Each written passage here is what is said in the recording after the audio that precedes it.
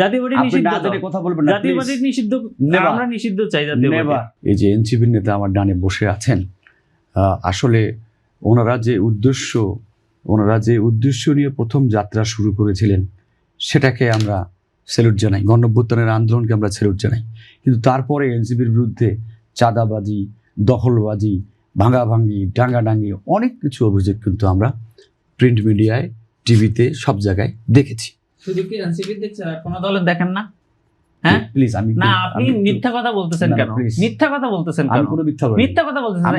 এনসিপির অসংখ্য দেখেছেন, দুইটা ঘটনা দেখেন, দুইটা ঘটনা দেখেন, আপনার টিভি, পেপার, পত্রিকায় সেগুলো প্রমাণ রয়েছে। এইজন্য জাতীয় পার্টির সাথে আমাদের আসলে বসা নিষেধ, কারণ জাতীয় পার্টি তো একটা নিষিদ্ধ দল। এখানে আসছে কেন জাতীয় পার্টি? জাতীয় পার্টি নিষিদ্ধ হয়নি, নিষিদ্ধ দল এখানে আসছে কেন? জাতীয় পার্টি নিষিদ্ধ হয়নি, নিষিদ্ধ দল জাতীয় পার্টি যাচ্ছে, জাতীয় পার্টি নিষিদ্ধ দল। কথা বলবেন না, জাতীয় পার্টি নিষিদ্ধ, আমরা নিষিদ্ধ চাই জাতীয় পার্টি।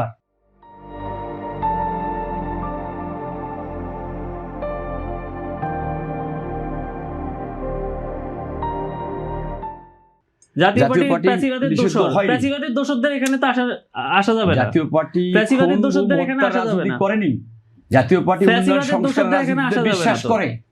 জাতীয় পার্টি খুন-গুম হত্যার রাজনীতি করেনি, এবং জাতীয় আমরা পার্টি দেখেছি কিভাবে বৈধতা উৎপাদন করা হয়েছে। আমরা কখনোই খুন-গুম হত্যা করিনি। শিক্ষার্থীদের হত্যা করা হয়েছে তখন কিভাবে বৈধতা উৎপাদন করছে আমরা দেখেছি। খুন-গুমের সঙ্গে জড়িত নই, আমরা দেখেছি। হ্যাঁ, সবাই দেখেছে। আমি আমার ইয়েতে আসি, আপনাকে সময় দিলে আপনি কথা বলবেন। আমি যেটা বলতে চেয়েছিলাম সেটা হলো যে নির্বাচনী ইশতেহার যেটা প্রত্যেকবার দেওয়া হয় প্রত্যেক দল থেকে, সেটি যেন জনগণের সাথে সম্পৃক্ত থাকে এবং সেটি যেন জনগণের কল্যাণে আসে। যেমন পল্লীবন্ধু হুসেন মোহাম্মদ এরশাদ তার আমলে 6 টাকায় চাল খাওয়াইছিলেন, এবং তার মনিটরিং সিল ছিল, এবং তিনি এই যে 64টা জেলায় তিনি জেলা পরিষদ করেছেন, 19টি জেলা ভেঙে তিনি 64 জেলা করেছেন। তিনি 460টি উপজেলা ব্যবস্থা প্রবর্তন করেছেন। কেন? প্রান্তিক মানুষেরকে সেবা দেওয়ার জন্য। এখন প্রতিশ্রুতি হলো নির্বাচনী প্রতিশ্রুতি যেন ভুয়া না হয়, যেটা আমরা নির্বাচনী দলগুলো দিব সেটা যেন জনগণের স্বার্থে হয়, তাহলেই কিন্তু বিতর্কতা থাকবে না, তাহলেই কিন্তু জনগণ এই নির্বাচনী প্রতিশ্রুতিকে কাজে লাগাবে।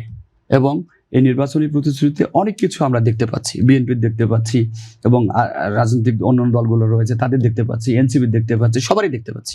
কিন্তু সেটা যেন জনগণের পক্ষে হয়, সেটা যেন ভুয়া প্রমাণিত না হয়। হ্যাঁ, দলগুলোর প্রতি আমার আবেদন থাকবে। কোন ইশতেহারকে আপনার ভুয়া প্রমাণ মনে হচ্ছে? আমি ভুয়ার কথা বলিনি, আমি বলেছি সেটি যেন গণমুখী হয়, সেটি যেন বাস্তবমুখী হয়। হ্যাঁ, আমি একটা কথা বললাম যে আমি নির্বাচিত হলে অমুক করব, দেখা গেল তো ধার কাছে গেলাম না।